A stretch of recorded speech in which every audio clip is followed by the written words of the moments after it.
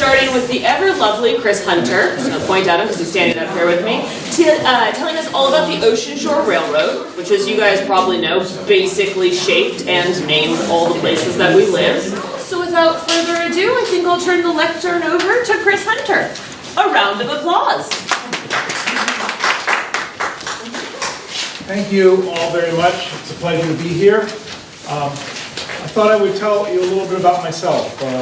For 25 years, I was a journalist working in Key West, Florida, Palm Beach, Florida, and finally in Pacifica, up the road a bit.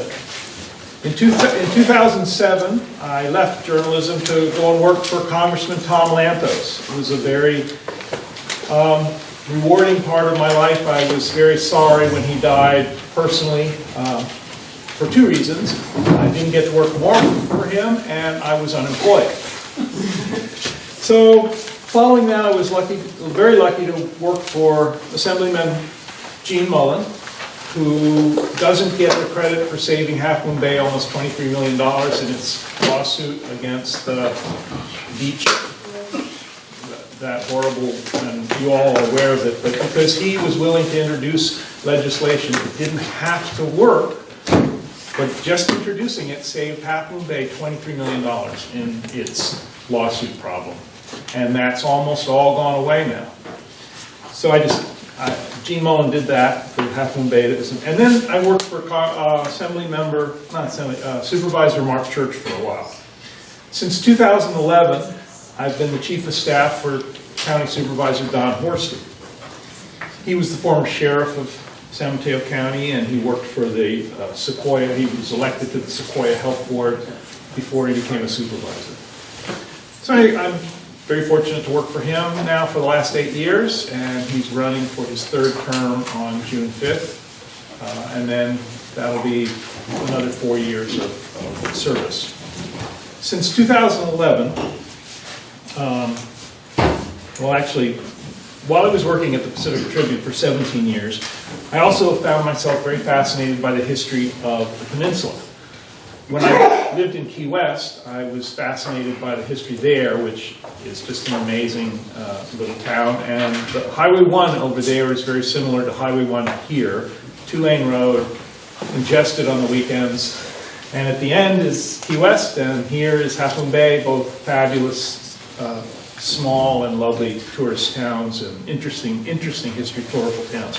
Palm Beach had a lot of interesting history to it too, and I got involved in the history associations of both of those towns. And while in Pacifica, I wrote a lot about the history of Pacifica there, and ended up writing 3 books of history of that area, one about Pacifica, one about the people in Pacifica, and then a book about the Ocean Shore Railroad in 2004.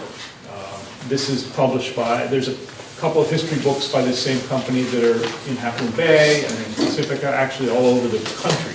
If you, just for example, I bought a book about Hibbing, Minnesota for my mother-in-law who grew up in Hibbing by the same company. So they do a lot of interesting picture books and historical books all over the country from small towns.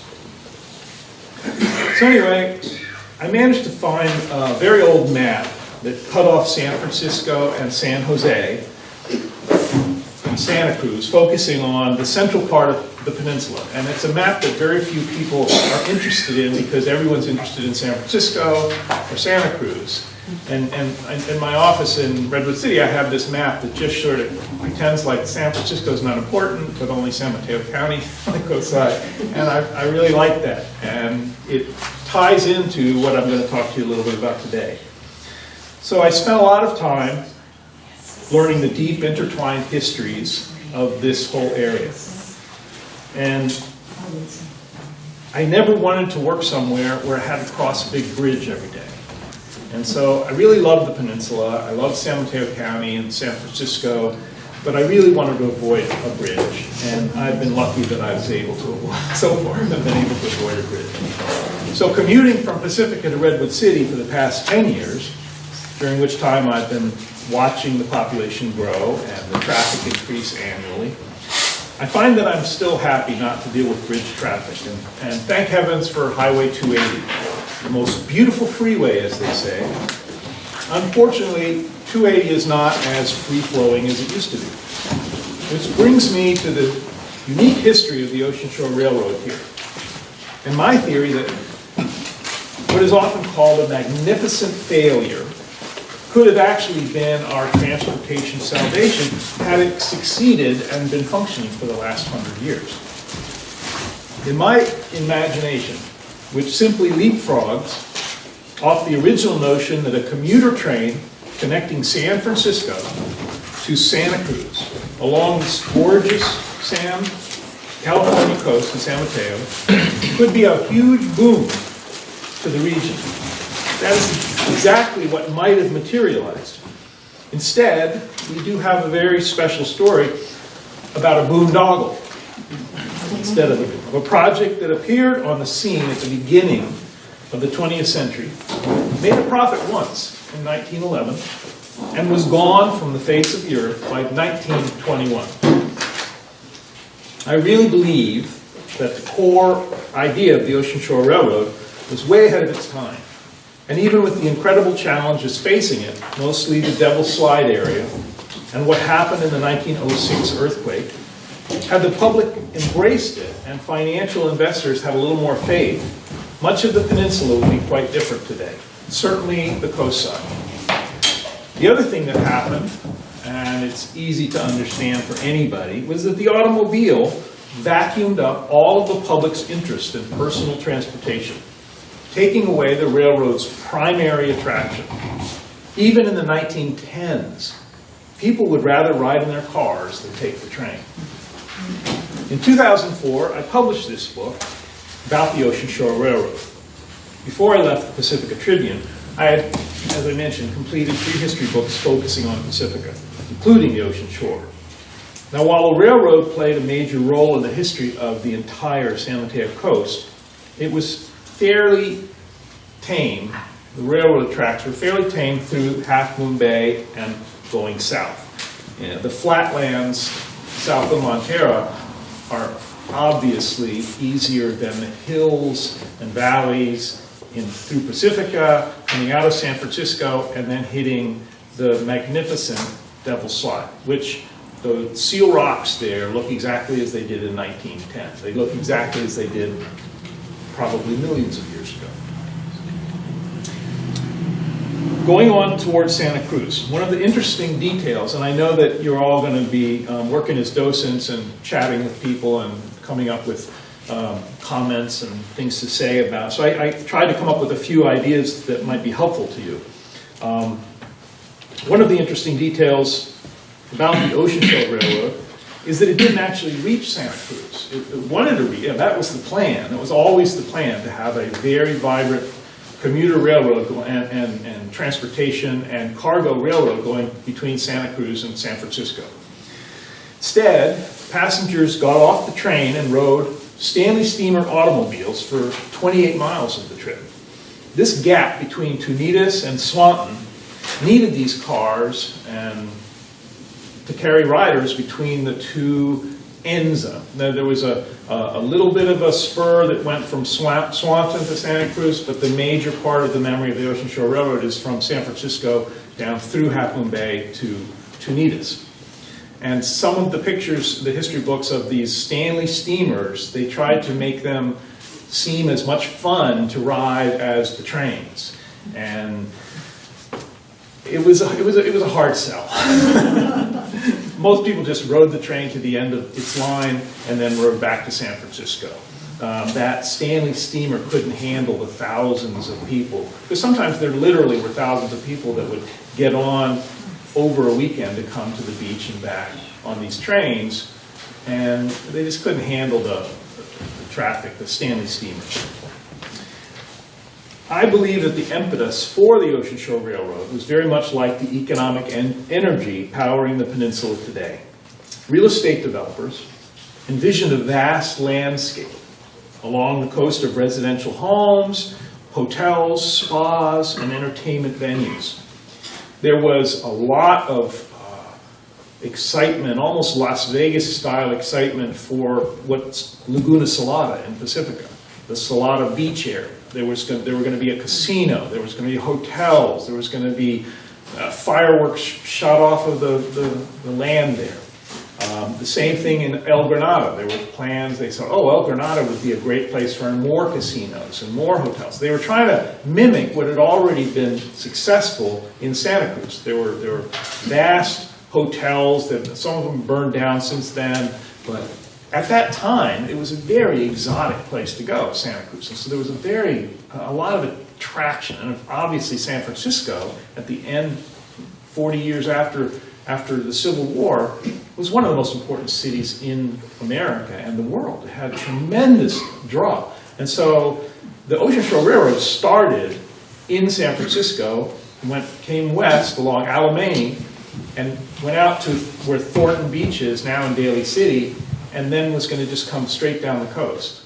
And one of the very tragic moments is that they started building it in 1905. In 1906, the earthquake hit just when they had all of their rolling stock out at Daly City near Thornton, and it all fell into the water. They lost it. It was one of the first big financial, geographical disasters for the Ocean Shore Railroad. And that's literally just not even a full year after they just started and had gotten investors and gotten people excited about it, had all of these plans. And then the 1906 earthquake, it destroyed a lot of different plans in San Francisco, including the Ocean Shore Railroad. So it took another 2 years until late 1907 before they were starting to build again and were able to reach all the way to Rockaway Beach in 1907. So that was just sort of rebuilding it again. Anyway, imagine if a reliable, quick, and scenic ride up and down the coast was still being offered away from the highway. Imagine if produce was being hauled by train from the agricultural businesses on the coast to the markets in the city. Imagine if the housing stock was much more available because more of it had been built throughout the last century through ease of transportation. That was the image, that people would be commuting from the coast to jobs in San Francisco, which, gee, that has happened. Yeah. But getting on a train in El Granada or Pacifica or Half Moon Bay or all the way in Santa Cruz if someone wanted to come all the way up to San Francisco, but then the commute would be going to Santa Cruz too. So the vision of this little Ocean Shore Railroad was actually very illuminating in the way that people were thinking about transportation 100 years ago in America, and the way they're thinking about it now, where they say, yeah, we need transportation hubs and public transportation taking people to their jobs. And the Ocean Shore Railroad basically had that down, only they were going to build it from scratch. They were going to say, we're going to build the towns, we're going to build the transportation, and then we're going to have money from moving lumber and moving produce and moving people. And that the side issues would be development. I mean, a little side note, these were 50 by 50 or 50 by 100 lots that are substandard in modern day zoning. And Pacifica, Pedro Point area, they had all of these lots that were actually designed and built. And some parts along the coastside, also, the lots were platted out. And they had to be merged in modern day zoning and planning into full-size lots. But I know that in Pacifica had the most of those lots that were on paper. Yeah? Weren't many of them 25 by 100? Yeah, some of them were even smaller. Yeah, absolutely. Tiny. They were going to put cottages on them. And so this would be clearly a different San Mateo County if that had continued. The slogan, reaches the beaches. Has everyone here heard that slogan? Reaches the beaches. That was the Ocean Shore Railroad slogan. And it was aimed at getting people in San Francisco to ride the train to the beach. Anyway, the Reaches the Beaches slogan would have become an international brand, and a ride on the Ocean Shore Railroad would have become a memory for millions of people living or visiting the San Francisco Peninsula. I mean, imagine, this is starting in 1905. I mean, it's amazing. But that isn't what happened. You know what Robert Burns says. The best laid schemes of mice and men gang after glen, and lay us not but grief and pain for promised joy. What this offered was a magnificent dream, and it became a magnificent failure. The currently used Highway 1, you're all aware of that, it was actually the old Ocean Shore Railroad path. Most of the roadway following the path of the railroad. Of course, through Pacifica, there was the ledge along Rockaway that people can see in the beach, and people who don't know what it is go, what's that funny line there around the Rockaway, you know, the part of Rockaway Beach? And so it's nice to tell people, tourists or anyone else, that that was where the little train went around. And to get there from where you all know where the Valamar station is, that was sort of flat, and then it would turn to go up, and sometimes you couldn't get up to this little hill there. So the train had to back up after the Valamar station and then get a little head of steam going so it could get up the hill and rock away and get around that area, because it's obvious where it's flat, little trains like that have a little easier time. So there's the Rockaway beach ledge, and then the Pedro Point Tunnel. These are just faint reminders now, but it's like a time machine. I've always felt in the 30 years I've been here, it's like a time machine to be able to see that little ledge in Rockaway when you're at the Lindemar Beach and you look up, you look north and you see that little ledge, and what's that? Oh, there was a little train there. Now it was a little wider because everything is eroding on the San Mateo County coast now, but you can still catch a sight of that. And then you can catch sight of where it went around Pedro Point. And many of you may know that's private land there. There's Shelter Cove, it's privately owned, and there's a handful of houses and families that live there.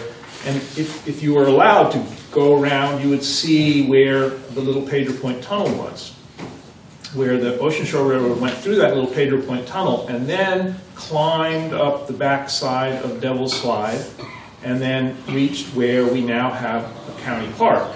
And the Devil's Slide actual trail that collapsed so often and cost, even back in 1906 when the earthquake, and then 1911, and then 1917, the same things happened, and that Devil's Slide hill, that ledge, collapsed and cost back then. Imagine in the early 1910s, mid-1910s, something costing $300,000 to fix.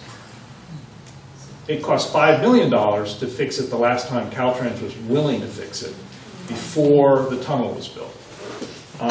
But I'll get back to that in a minute. The Valamar Station, which is probably the best evocation of the old railroad, because it still looks like a railroad station.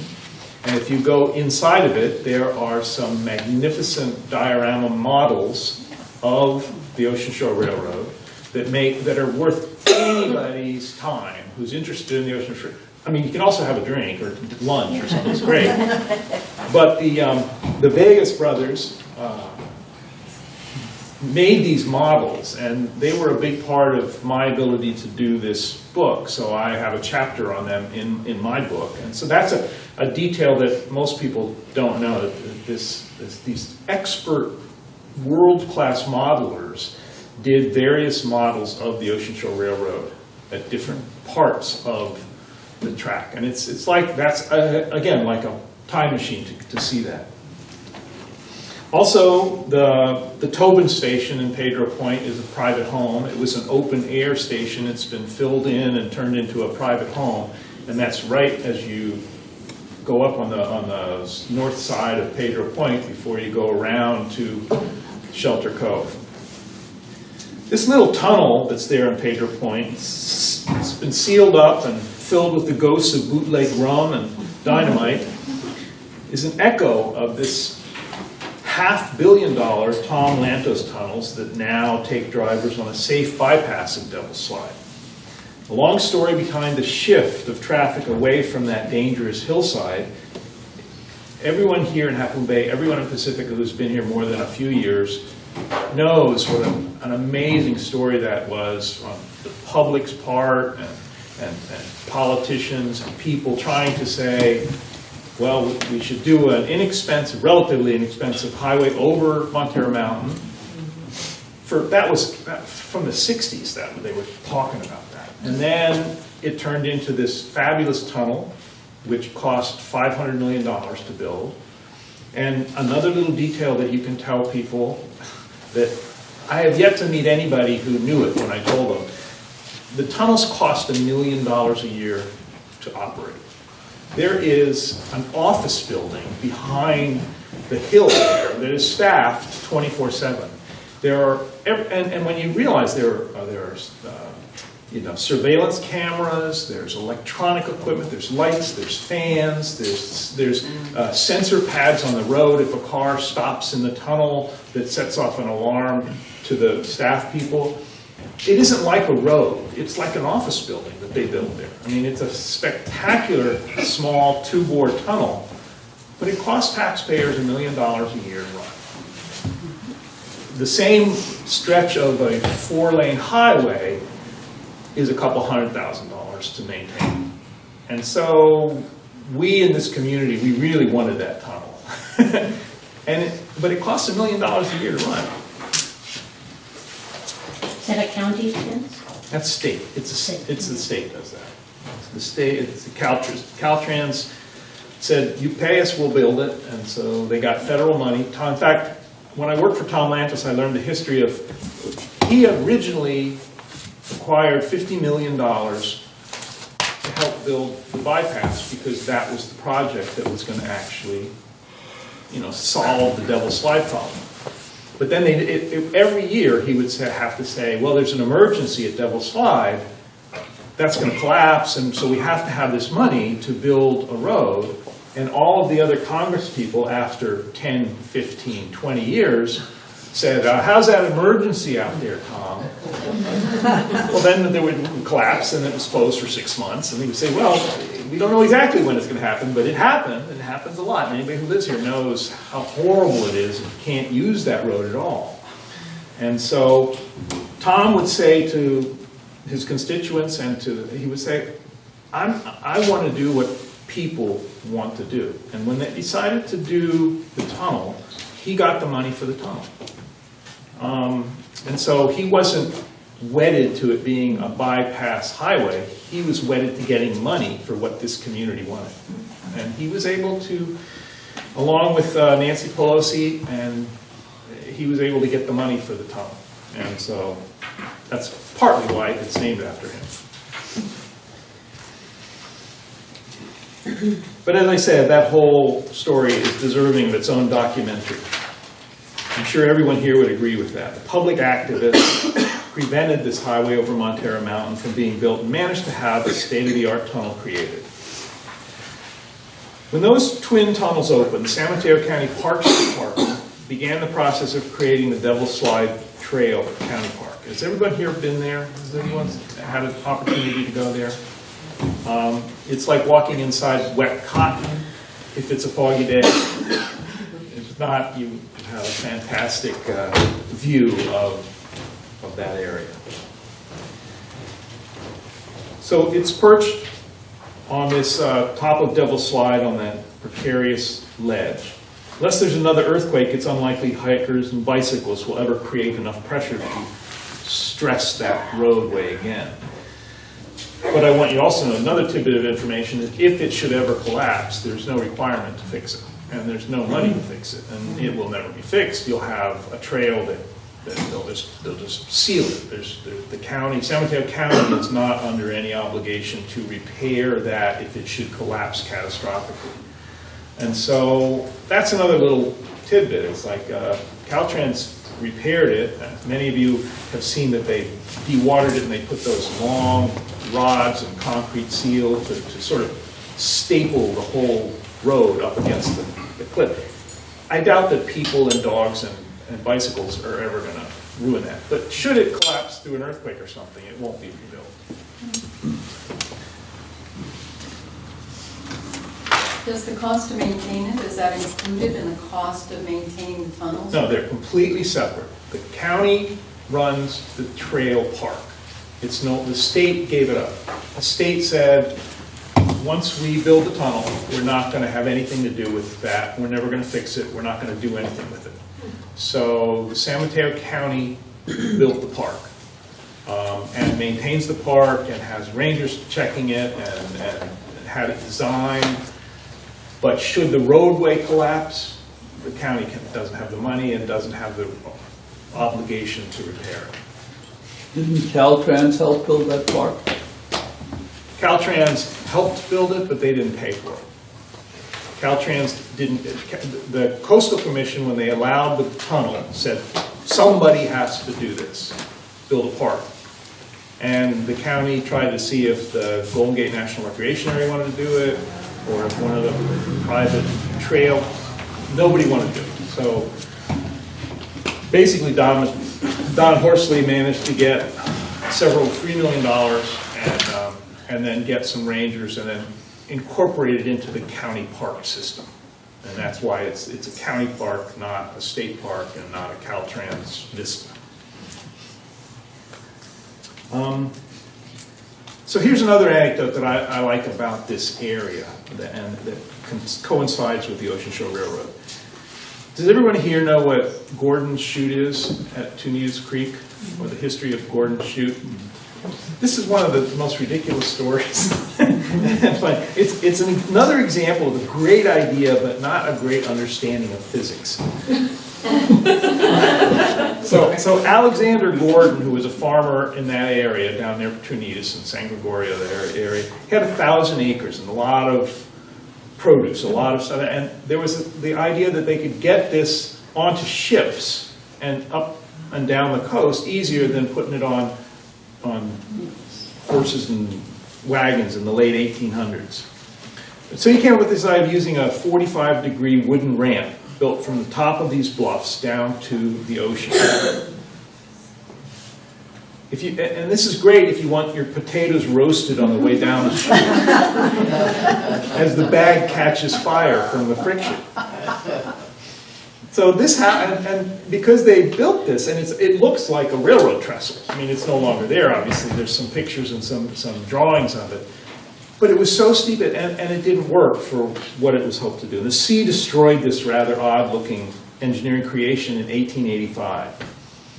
Those cliffs were very beautiful. They made things difficult for seagoing vessels, which was another reason that the Ocean Shore Railroad investors thought, we'll be able to make a lot of money doing this, because they can't get all their stuff on ships easily. They can't do what they can do in San Francisco. There's this whole sort of wide coast, and while Half Moon Bay is a harbor, it was such a narrow harbor, the crescent of it wasn't like a normal harbor that Portola didn't even think that it was a harbor. He just walked right by it on his adventures anyway. So Princeton Harbor managed to snag a lot of the fishing industry, and still does, as you know. And the breakwater that's there, if anyone who has any history knowledge of Half Moon Bay realizes that's a controversial thing too.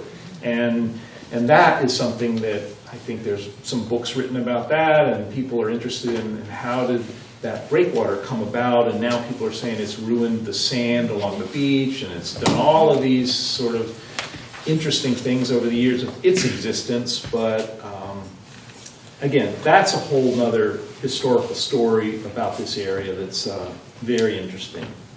Spanish Town, as this area used to be called, they did have some ports and had a lot of that traffic, that sea traffic in the 1800s. So just think about the bustling city of Santa Cruz and the dynamic gold town of San Francisco, and you can understand why investors dreamed up this Ocean Shore Railroad idea. With nothing but scenic land on the coast between these two cities, it was a logical decision to assume the transportation system taking people to both areas would be a big success. There are records of people planning this from 12 years after the Civil War until its eventual real beginning in 1905. And that's when it was called the Ocean Shore Railway. It morphed into being called the Ocean Shore Railroad after other investors took out bonds and tried to rebuild it after the 1906 earthquake. And nominally became known as the railroad through development advertising.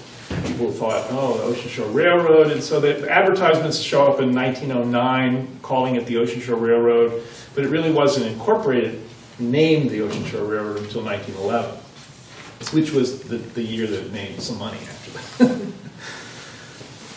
This route began in San Francisco, as I mentioned, and went all the way out to Daly City. And then the 1906 earthquake knocked that all out and put a huge, big delay in their hopes. And they had to go out and get more money, and they had to find investors who continued to think, this is a big problem with the Ocean Shore Railroad.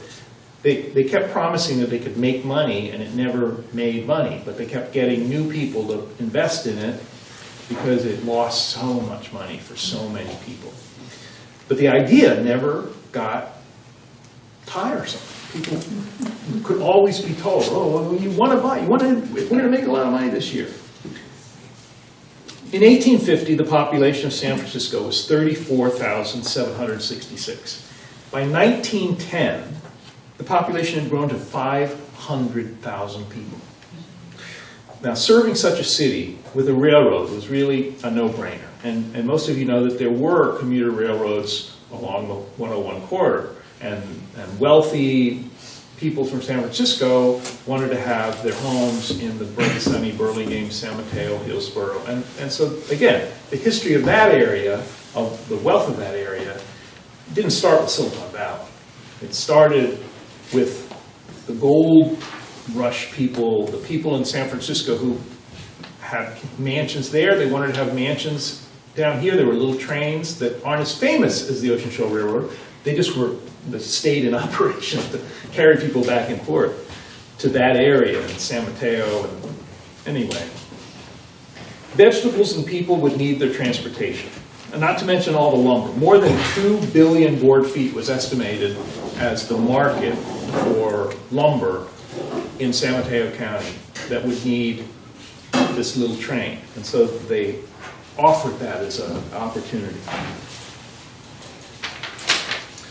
I thought I would read you something that highlights what I said. When they were, if you can see this, there was nothing in Pacifica. I mean, this was just fields and empty sand dunes, and the little railroad train went along here, and there was nothing there. People were going to be building it, and building it south of there. Here's a prospectus from that time. Every convenience of city life will be provided for guests in a similar manner to the hotels and pavilions now at Coney Island and Long Branch in the vicinity of New York. It is carefully estimated that inasmuch as traffic will continue all year round, instead of for a few weeks, as at Coney Island and Long Branch, that at least 1 million passengers will pass over this portion of the road at an expense of 50 cents for the round trip, that at least $500,000 per annum will be earned from passengers alone of this first 16 miles, in addition to which the local rates to San Pedro and between San Pedro, Spanish Town, Pescadero, and Santa Cruz will add largely to the above amount, at least an additional $200,000. Now, at the beginning of the 20th century, that kind of money made people go, well, that's like buying Facebook at $17. And so they never had a lack of people throwing money at them, and they never had a lack of that money being lost.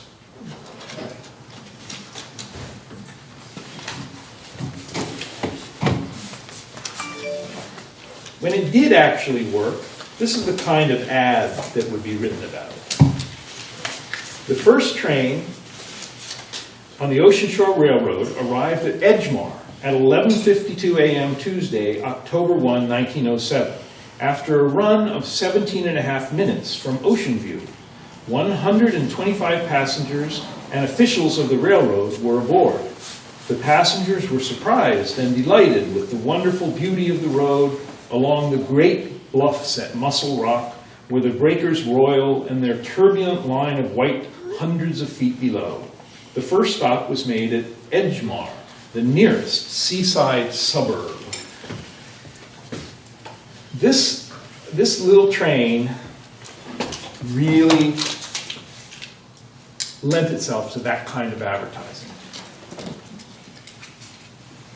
Edgemar was in Pacifica. Yeah. People were,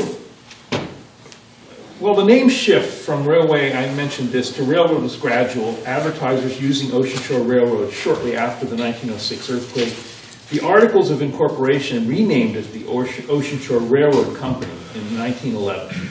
But from San Francisco, Rockaway Beach, Half Moon Bay, and beyond, the name always stuck as railroad, not railway. People were fascinated by this railroad, and in 1908, as many as 2,000 people showed up at a Santa Cruz meeting to learn more about it. Politicians in San Francisco promoted the system as a great benefit to the city. Bond sales were a booming, and everyone imagined the same kind of returns that other railroad companies offered. Now keep in mind that there were plans for the Ocean Shore to use electric engines, so they were way ahead of Elon Musk. This made investing in bonds seem like getting Tesla stock early. It was not to be, and let's hope that modern-day parallels don't follow suit. There was this idea of this all-electric train, and originally that was the plan. It didn't pan out. Regular locomotives were ultimately used, but they experimented at the Ocean Shore Railroad with electric, diesel, gasoline. There are pictures that you can see in some of the historical documents of these little gasoline-powered engines, and then some look like with a little cow catcher on the front. And they just tried everything. So they struggled to have capital to increase the service and maintain the system. The Ocean Shore always found itself facing mounting competition from automobiles and trucks. In 1918, there was an effort to have the San Mateo County Board of Supervisors impose a tax on automobiles and trucks that were competing with the railroad. Like that was we have to make it more expensive for you to use the cars and the trucks. That didn't work. It continued to operate for those last few years of the 1910s, but it continued to lose money. And while a lot can be blamed on the cars and trucks, it has to be said that the explosive growth predicted and counted on did not happen along the San Mateo County coast. And so I want to make it real clear that the people that were trying to make this work were trying to make it all happen at once. They were trying to create the demand and the reality at the same time.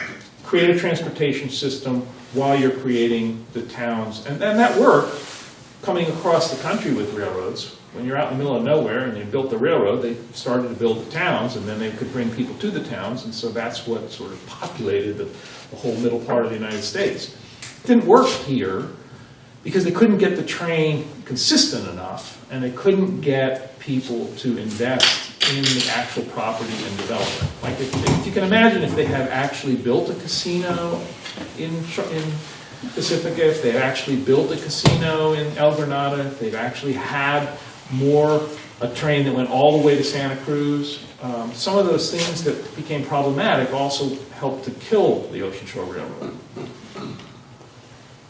Also, like I mentioned before, the mansions over in Hillsborough and the Bayside, the more temperate weather in the Bayside, which is always sort of, people love the coast because you don't need air conditioning, but it's like if we had weather in Pacifica and Half Moon Bay like Marin all the time, we would be like Marin. But the weather here, like on a day like today, this is Memorial Day weekend, it's 60 degrees and foggy, and it isn't that way in Burlingame. On October 10th, 1920, abandonment of the railroad was approved at public hearings. People fought legally, and this is one of the things that's really interesting about the Ocean Shore Railroad in a sort of a sad way, is that there's been more legal activity about what to do with it than the actual railroad generated. I mean, we're talking, the railroad was over in 1920, but there is an example of a fellow, a lawyer, who had his entire 45-year career after that dealing with legal issues about the Ocean Shore Railroad. The end of 1921, see, they said, okay, they're going to abandon it. At the end of 1921, everything was gone. All of the rolling stock, anything that was still viable had been sold. The tracks had been torn up and sold if they were possible or gone. The only thing left at 1921 of the Ocean Shore Railroad was the right-of-way and property that had been owned by various people throughout the years. So there were legal battles constantly over the years throughout, you know, the World War II, pre-World War II years, throughout the 40s, throughout the 50s, throughout the 60s, people battling, oh, right-of-way, you can't build this house here because there's something on the... And I have another little detail that I was personally involved in, and this is in the mid-1990s. Pacifica School District, at the time it was called the Laguna Salada School District, had a little school called the Pacific Manor School. It's right up in the north end of Pacifica. And maybe some of you know, it's like across the street from the Manor Shopping Center. It's like in a little residential area. It's called, it's near the Manor Ace Hardware Store, that area. Okay, so the public gave some money, passed and approved some money to renovate the schools in Pacifica, and one of the schools they renovated was the Pacific Manor School. And after they did all of this, and they renovated, they made it nicer, hooray, everyone's happy, a corner of one of the buildings, which was jutting into a playground, turned out that was an Ocean Shore Railroad right-of-way. And there was, in fact, a family who had spent all of their, life, basically, tracking whether or not anybody infringed on anything that was still owned by the Ocean Shore Railroad. There was a trial, and the school district had to pay these heirs of the ocean $250,000. Now, it didn't make any difference because the right-of-way couldn't be used for anything else, but you couldn't infringe on it. And so they sued, and so there are multiple examples of this kind of thing throughout, since 1921. This is the most recent one that I know of personally, and wrote about it when I was working at the Pacific Tribune. And there was no, you couldn't fight it. It's the law. And so that's what I mean. There are people who have made Ocean Shore Railroad law part of their lives, and eventually it'll fizzle out. I can't tell you that it's done now because there's still people that own right-of-ways that belong to the Ocean Shore that they inherited. Another example, what followed for decades would make a fascinating story about finances, as I mentioned. Various organizations and investors thought that they could revive the Ocean Shore after 1921. There were battles and trials over right-of-way easements and property. There was never any real resuscitation, but there was more money thrown at it. There are countless instances and tales relating to this type of activity. And one of the most interesting ones is that Lake Merced Golf and Country Club bought 360 acres of property that the Ocean Shore Railroad had gone across. But because the property under it was bought by the Golf and Country Club, they claimed that the railroad could no longer use that easement. So that was now where Thornton Beach State Park is. It was a crucial entryway for the railroad if it should ever come back to life. And it was never allowed to do that. So then people were saying, well, we can go around, we'll do something different. So it's kind of the reverse of the Pacifica School District story in that they lost their easement over this piece of property that had been used for the original Ocean Shore Railroad. And just looking at a map, you go, well, that killed any possible revival of it. Just right there, just that alone. And I mentioned to you about the school district. And the bit of irony is that the school then changed its name to Ocean Shore School. as just sort of a fitting bit of irony. So this is a quote from a justice in the late 1950s talking about a previous court case, and I think it's pretty interesting. We have attempted to discuss the main issues involved in this appeal. A review of every minor point would protract this opinion beyond reasonable length. We find no merit in the remaining contentions of the railroad. We must terminate its long journey into history with the observations of Justice Murray Draper, who at the first trial of this case said that, quote, for more than 30 years, the whistle of the Ocean Shore Railroad has sounded only in the courtroom, that the road has long since employed counsel rather than engine men, and that the volume of its pleadings and the briefs bids fair to exceed the total of its car loadings, even in its active period. We submit that the time has come for the sounding of the last whistle, which is where Jack Wagner got the title for his book, The Last Whistle, Ocean Shore Railroad. That's where it came from. It came from the final legal ending of the Ocean Shore Railroad. And this judge commented, we submit that the time has come for the sounding of the last whistle. This is the Bible of information about the Ocean Shore Railroad. This has information about the kind of trains, the kind of, pictures that nobody else has ever been able to get of a train that blew up once. They bought it cheap and then it didn't work and blew up. There's many instances of the Devil's Slide collapsing and they had to go out. Now, all of you know that the big cuts that are through Highway 1, the big Valimar cut in Pacifica, they were all made by the Ocean Shore Railroad. They would drill little tunnels and then just blow them up. And so there's those great big V-shaped cuts that you drive through when you're on Highway 1, through the Montero Mountain Range there. That's all the Ocean Shore. So the highway, when California said, well, let's turn it into a highway, they didn't have to do that. They just paved over, they just ripped up the rail. And they had a road. They didn't have to do a lot of that activity. The biggest stuff that the California highway had to do was fixing Devil's Slide when it collapsed and building the tunnel. Then, as I mentioned before, the railroad tracks that went through this area were flat and easy, and it was much easier for the Highway 1 road to go south. And it is all the way south pretty easy, except it still could eventually collapse because it's on those 80-foot cliffs further south of here. But Half Moon Bay is pretty straightforward and through this area. And Are any of the locomotives still around?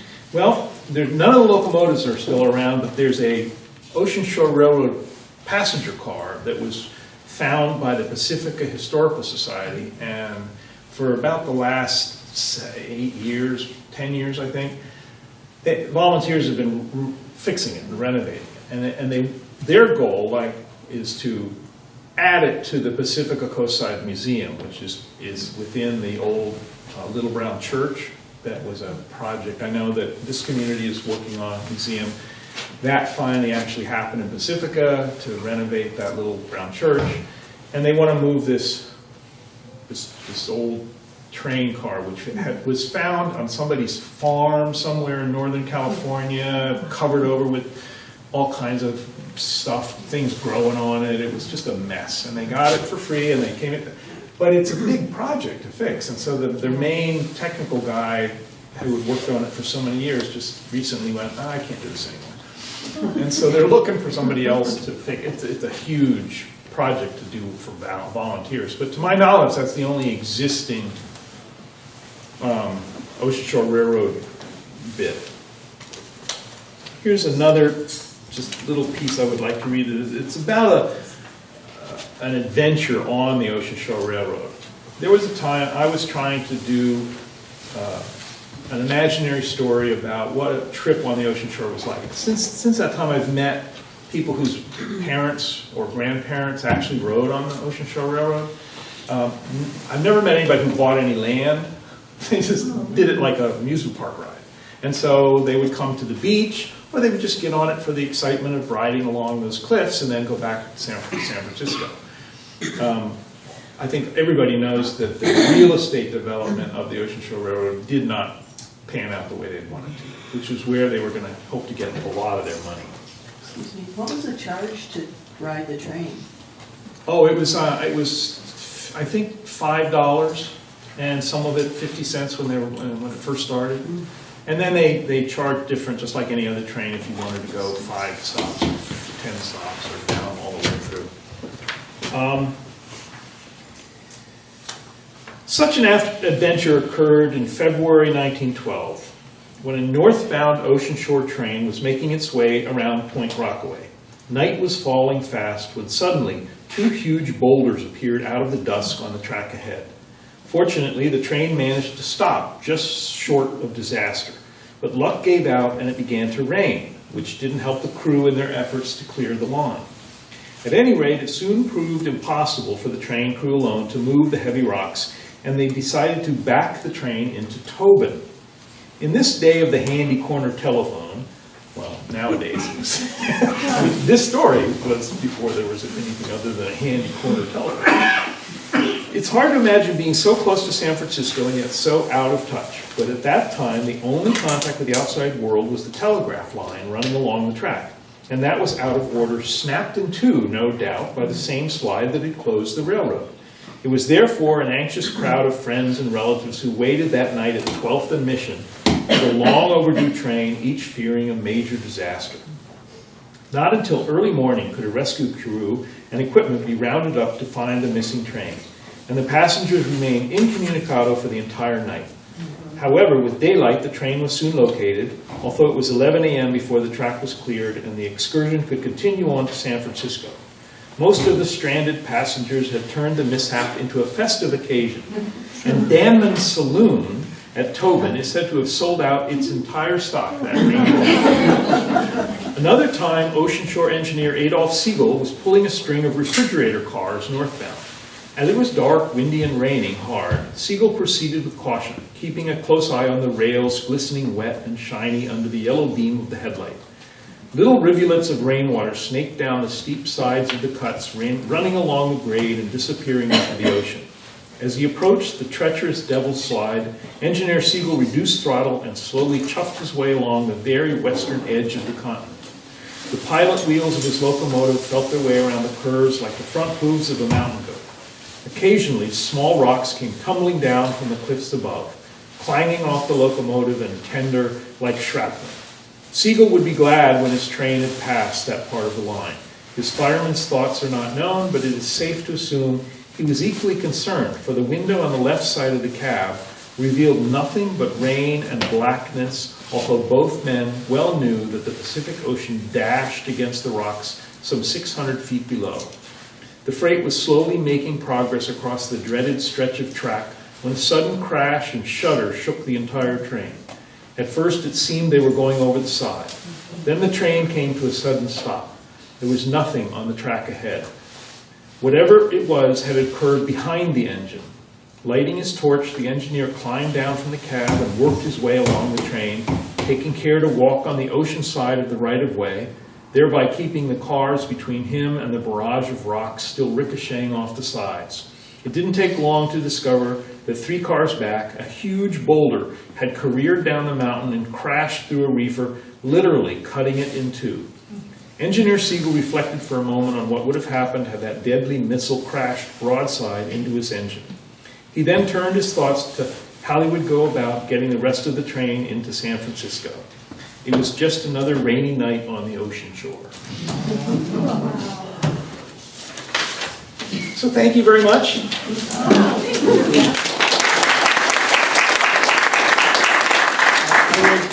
have a question. Sure. If that's all right. We're sitting in the an old train depot. Do you know where this was originally? Because it was a cargo depot, right? Yeah.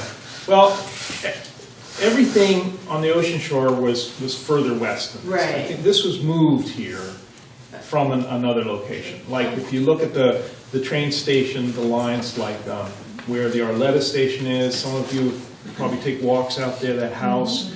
That's where the tracks were, Okay. out there. It didn't come inland very much. So I'm not sure where this was, actually. I do have, if anybody wants these little maps, if you haven't. Oh, yeah. I Yeah. have a little. And I can make copies, I'll bring to the next. Yeah, one you so can everybody have these, and I'll send you some pictures that I Awesome. do have. I had a, but You say Arleta, Arleta Station, they called it the is that Arleta. that railroad in Poplar? Yeah. Yeah. Edgemar was the first one past in Salada Beach, Brighton Beach, Rockaway, Tobin, Montera, Farallon, Moss Beach, Marine, Princeton, Granada, Miramar, Half Moon, Arleta, and then it goes down to Purísima, Bobitos, and then it ends at Tunitas. And so Tunitas was the last station, and then you would get onto the Stanley steamer, and you can see it's 28 miles down the swamp. So this whole part where Pigeon Point and Pescadero, Pebble Beach, and all of that, people had to ride the Stanley steamer at that time. And then the train started up again here in Swanton and went to Santa Cruz. The other problem, the other historical, is that the other trains didn't let the Ocean Shore cross there in Santa Cruz. So the legal problems of this the legal geographic nature problems of this little train are just historic in their own right.